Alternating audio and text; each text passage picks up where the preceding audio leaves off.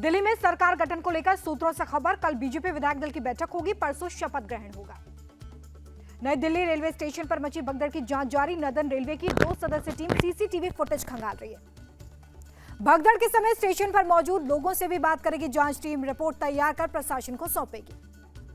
Delhi police भी भगदड़ की जांच कर रही है, पुलिस की 6 कंपनियां तैनात। नदन रेलवे के चीफ पीआरओ हिमांशु शेखर ने भगदड़ की वजह बताई, कहा लोग प्लेटफॉर्म नंबर 14 पर प्रयागराज एक्सप्रेस का इंतजार कर रहे थे। इसी दौरान प्लेटफॉर्म नंबर 12 पर प्रयागराज स्पेशल ट्रेन आने की घोषणा हुई थी। हिमांशु शेखर बोले, स्पेशल ट्रेन पकड़ने के लिए लोग प्लेटफॉर्म नंबर 14 से 12 की तरफ बढ़े। इसी दौरान एक यात्री फिसल गया, जिसके बाद भगदड़ मची। प्रयागराज एक्सप्रेस और प्रयागराज स्पेशल ट्रेन नाम में समानता की वजह से पैसेंजर कंफ्यूज हुए, दिल्ली पुलिस का बयान। प्लेटफॉर्म बदलने की खबर को रेलवे ने गलत बताया, कहा किसी भी ट्रेन का प्लेटफॉर्म नहीं बदला गया था, सोशल मीडिया में चल रही इंफॉर्मेशन गलत है। हादसे के बाद नई दिल्ली रेलवे स्टेशन पर सुरक्षा बल alert, DCP railway KPS Malhotra ने जवानों को निर्देश दिए। नदन रेलवे ने कई बदलाव किए हैं, नई दिल्ली स्टेशन से प्रयागराज जाने वाली सभी स्पेशल ट्रेनें प्लेटफॉर्म नंबर 16 से खुलेंगी। श्रद्धालु अजमेरी गेट से प्लेटफॉर्म नंबर 16 पर आकर ट्रेन पकड़ सकते हैं। नई दिल्ली रेलवे स्टेशन से रोज चलने वाली ट्रेनें तय प्लेटफॉर्म से ही चलेंगी। रेलवे ने यात्रियों से अपील की, अफवाहों पर ध्यान न दें, किसी भी जानकारी के लिए हेल्पलाइन नंबर 139 पर बात करें। गृह मंत्री अमित शाह से मिले रेल मंत्री अश्विनी वैष्णव, दिल्ली स्टेशन पर मची भगदड़ की जानकारी ली।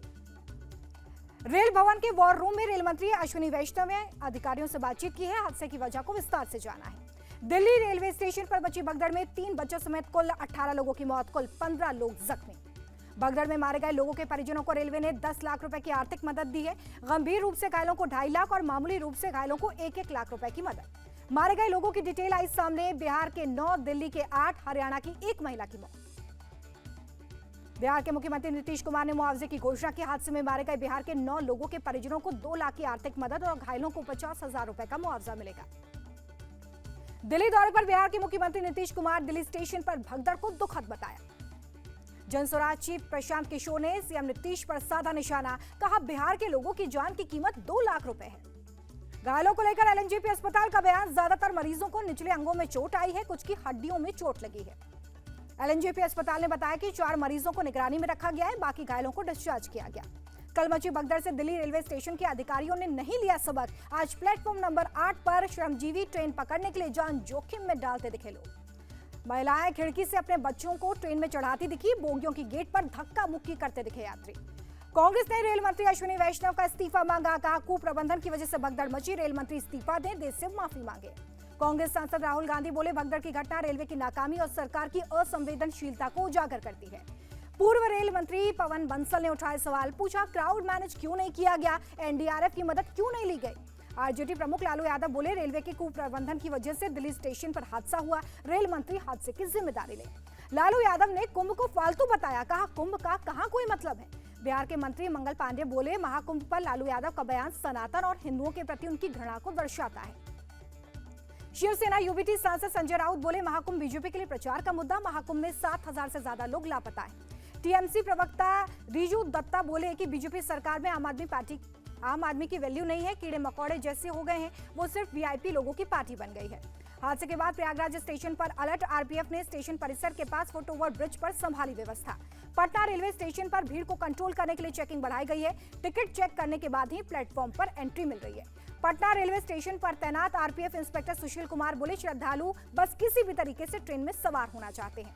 अयोध्या रेलवे स्टेशन पर तैनात आरपीएफ इंस्पेक्टर यशवंत सिंह बोले, क्राउड मैनेजमेंट सही तरीके से हो रहा है, क्षमता से ज्यादा लोगों को हम प्लेटफॉर्म पर नहीं जाने दे रहे हैं। लखनऊ के चारबाग स्टेशन पर सुरक्षा कड़ी की गई है, डीसीपी रवीना त्यागी बोली, लोकल पुलिस, आरपीएफ, जीआरपी मिलकर काम कर रहे हैं। सेंट्रल रेलवे के सीपीआरओ डॉक्टर स्वप्निल नीला बोले, महाकुंभ के लिए स्पेशल ट्रेनें चलाई जा रही हैं, यात्रियों के लिए सभी व्यवस्थाएं की जा रही हैं। फतेहपुर प्रयागराज रूट पर लगा भीषण जाम, वीकेंड पर भारी संख्या में महाकुंभ पहुंचे लोग, करीब 3 किलोमीटर का लंबा जाम। प्रयागराज में नैनी ब्रिज चौराहे पर जाम लग गया, घंटों तक यात्री फंसे। महाकुंभ में बड़ी संख्या में श्रद्धालुओं का शामिल होना जारी है, अब तक करीब 53 करोड़ से ज्यादा लोगों ने स्नान किया है। महाकुंभ में शामिल हुई यूपी की गवर्नर आनंदीबेन पटेल, कहा यहां आकर दिव्य अनुभव हो रहा है। केंद्रीय मंत्री नितिन गडकरी ने त्रिवेणी संगम में स्नान किया, कहा योगी सरकार ने बहुत अच्छी व्यवस्था की है। केंद्रीय मंत्री धर्मेंद्र प्रधान ने भी त्रिवेणी संगम में डुबकी लगाई, कहा खुद को बहुत पवित्र महसूस कर रहा हूं। 19 फरवरी को महाकुंभ में शामिल होंगे राहुल और प्रियंका गांधी। यूपी कांग्रेस चीफ अजय राय बोले, हर हर महादेव होगा। प्रयागराज के डीएम रविंद्र कुमार मंदार बोले, श्रद्धालुओं की संख्या बढ़ते देख मेला क्षेत्र को नो व्हीकल जोन घोषित किया। शटल सेवा के जरिए लोगों को नजदीकी संगम घाट तक पहुंचाया जा रहा है। सीएम योगी ने महाकुंभ मेला क्षेत्र का हवाई सर्वे किया, अधिकारियों को निर्देश दिए। सीएम योगी कुंभ की आस्था और जलवायु परिवर्तन सम्मेलन में शामिल हुए। कहा, एरियल सर्वे के दौरान पार्किंग में जगह खाली है, फिर भी लोग सड़कों पर गाड़ी खड़ी कर रहे हैं। श्रद्धालु से सीएम योगी की अपील। कहा, पार्किंग में गाड़ी पार्क करें, सड़क पर जाम नहीं लगेगा, संगम में आसानी से स्नान हो पाएगा। सीएम योगी बोले, सिर्फ आरोप लगाना, दोष देना लोगों की दिनचर्या हो गई है। जलवायु परिवर्तन से बचने के लिए लोगों को सहयोग करना होगा। सीएम योगी की श्रद्धालुओं से अपील। महाकुंभ में देश दुनिया से लोग शामिल हो रहे हैं, ऐसे में आपका सहयोग आयोजन की सफलता को बढ़ाएगा। महाकुंभ में स्नान के लिए बड़ी संख्या में अयोध्या पहुंच रहे श्रद्धालु। रामलला के दर्शन के लिए लंबी कतार दिखी। त्रिवेणी संगम में स्नान के बाद बड़ी संख्या में लोग काशी विश्वनाथ मंदिर भी पहुंच रहे, बाबा भोले का आशीर्वाद ले रहे हैं। दिल्ली चुनाव के नतीजे पर बोले यूपी कांग्रेस चीफ अजय राय, कांग्रेस का वोट परसेंटेज और जनाधार बढ़ा है। बीएसपी चीफ मायावती बोले, पार्टी का उत्तराधिकारी वही होगा जो काशीराम जितना अनुशासित होगा, पार्टी हित में काम करेगा। केंद्रीय मंत्री सुकांत मजूमदार बोले, सीएम ममता बनर्जी को चुनाव में हार का अंदाजा हो गया, इसलिए केंद्र पर आरोप लगा रही हैं। पत्नी पर आईएसआई कनेक्शन के लगे आरोप पर बोले कांग्रेस नेता गौरव गोगोई, साल भर बाद असम में चुनाव है, बीजेपी ने कोई काम नहीं किया, इसलिए जनता को भ्रमित करने के लिए फालतू आरोप लगा रही है। नगरीय निकाय चुनाव में मिली बम्पर जीत पर छत्तीसगढ़ के मुख्यमंत्री विष्णुदेव साय बोले, हमने मोदी की गारंटी को पूरा किया, इसलिए जनता ने भरोसा जताया। कर्नाटक के deputy CM DK Shiv Kumar का दावा, बीजेपी और जेडीएस के कई बड़े नेता कांग्रेस में शामिल होना चाहते हैं, 60 से 70 नेता संपर्क में हैं। डीके शिव कुमार बोले, अपने लोकल लीडर से बात करने के बाद ही नेताओं को पार्टी में शामिल कर रहे हैं, प्रदेश में कांग्रेस के 100 ऑफिस बनाएंगे। कर्नाटक कांग्रेस में नेतृत्व परिवर्तन के सवाल पर बोले डीके शिव कुमार, सीएम सिद्धारमैया सर्वमान्य नेता है, अगले चुनाव में जीत के लिए उनका होना बहुत जरूरी। बीजेपी के राष्ट्रीय उपाध्यक्ष डीके अरुणा बोली, सीएम रेवंत रेड्डी प्रधानमंत्री की जाति पर बात कर रहे हैं, नरेंद्र मोदी देश को लीड कर रहे हैं, यह कांग्रेसियों को रास नहीं आ रहा है। 22 फरवरी से राष्ट्रपति भवन में चेंज ऑफ गार्ड सेरेमनी देख सकेंगे आम लोग। राष्ट्रपति द्रौपदी मुर्मू उद्घाटन शो में शामिल हुए। दिल्ली के मेजर ध्यानचंद स्टेडियम में आदि महोत्सव 2025 आयोजित, राष्ट्रपति मुर्मू ने उद्घाटन किया। कहा, यह महोत्सव आदिवासी विरासत को बताता है। भारत मंडपम में आयोजित भारत टेक्स 2025 में शामिल हुए पीएम मोदी, वहां लगी प्रदर्शनी को देखा। पीएम मोदी बोले कि Bharat Tex mega global textile event के रूप में उभर रहा है, हम स्वदेशी कार्बन फाइबर और उसके प्रोडक्ट्स को बढ़ावा दे रहे हैं। टेक्सटाइल इंडस्ट्री की प्रधानमंत्री ने तारीफ की। कहा, इस क्षेत्र में बहुत लोगों को रोजगार मिलता है। आयुष मंत्रालय ने पीएम योग अवार्ड के नॉमिनेशन शुरू कर दिए, 31 मार्च तक अप्लाई कर सकते हैं। भारत के विदेश मंत्री एस जयशंकर ने ओमान के विदेश मंत्री से मुलाकात की, बैठक की, व्यापार, निवेश, एनर्जी समेत कई मुद्दों पर बात की। त्रिपुरा के मुख्यमंत्री डॉक्टर माणिक साहा ने केंद्रीय मंत्री जितेंद्र सिंह से मुलाकात की। बांस उद्योग को बढ़ावा देने, मौसम पूर्वानुमान, प्रशासनिक मामलों समेत कई मुद्दों पर बात हुई। बंगाल के वर्धमान में संघ प्रमुख मोहन भागवत की रैली। बोले, हिंदू समाज को संगठित करना जरूरी है, देश के सामने अभी भी कई समस्याएं हैं। मोहन भागवत बोले कि हिंदू विश्व की विविधता को स्वीकार करके चलता है। हम आजकल कहते हैं कि विविधता में एकता, हिंदू समझता है कि एकता की ही विविधता है। सुप्रीम कोर्ट से युवा वकील सुझाव देते नजर आए। कहा, उन लोगों की सहायता करें जो संसाधनों या जागरूकता की कमी से वकीलों की सेवाएं नहीं ले पाते हैं। यूट्यूबर रणवीर इलाहाबादिया की अमर्यादित भाषा का मामला 21 फरवरी को रणवीर की याचिका पर सुप्रीम कोर्ट में सुनवाई हो सकती है। झारखंड से बीजेपी सांसद निशिकांत दुबे बोले, पूरे संथाल परगना पर बांग्लादेशी और आईएसआई वाले कब्जा करना चाहते हैं। आदिवासियों की संख्या घट रही है, हिंदुओं की हत्या हो रही है। उत्तराखंड के मुख्यमंत्री पुष्कर सिंह धामी बोले, पीएम मोदी के नेतृत्व में सांस्कृतिक विरासत के संरक्षण का काम हो रहा है, संस्कृत को बढ़ावा देने के लिए हम काम कर रहे हैं। ब्रिटेन के पूर्व प्रधानमंत्री ऋषि सुनक ने फतेहपुर सीकरी में बुलंद दरवाजे को देखा, उनके परिवार के सदस्य भी मौजूद रहे। अमेरिका से डिपोर्ट किए गए हरियाणा के लोगों को अंबाला पुलिस लाइन लाया गया है। कल रात अमृतसर एयरपोर्ट पर लैंड हुए थे। अमृतसर से गुजरात डिपोर्ट किए गए लोगों को अहमदाबाद लेकर गई है पुलिस, पूछताछ होगी। मध्य प्रदेश के इंदौर से बीजेपी नेता टी राजा सिंह ने ओवैसी को संदेश दिया। कहा, दंगा फसाद की बात ना करें, भारत में भगवा राज है, दंगा करने वालों का क्या अंजाम होता है इतिहास उठाकर देख लें। टी राजा सिंह ने ओवैसी पर यह भी आरोप लगाया कि संसद में वक्फ संशोधन विधेयक का विरोध करते हैं क्योंकि खुद वक्फ की 3000 एकड़ जमीन कब्जा किए हुए हैं। महाराष्ट्र के सीएम देवेंद्र फडणवीस बोले, मराठी को बढ़ावा देने के लिए सभी स्कूलों में इसकी पढ़ाई को अनिवार्य कर दिया गया है। पीडीपी चीफ महबूबा मुफ्ती बोली, कश्मीर के लोग चुप है, इसका मतलब ये नहीं है कि कश्मीर में स्थिति सामान्य हो गई है।